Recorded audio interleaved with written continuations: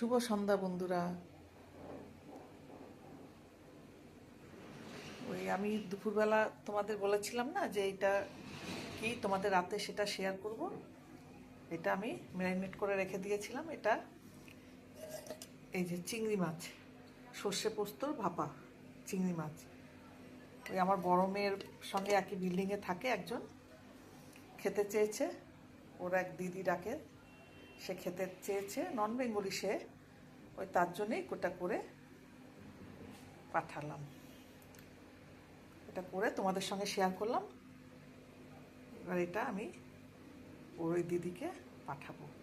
এই যে এটা হলো চিংড়ি মাছ, সর্ষে পোস্ত দিয়ে এটা ভাপা করেছি বন্ধুরা। এই যে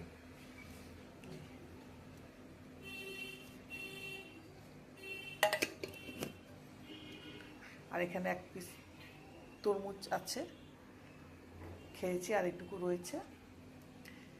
এটাই তোমাদের সাথে শেয়ার করলাম বন্ধুরা। তোমরা সবাই খুব ভালো থেকো, আমার পাশে থেকো।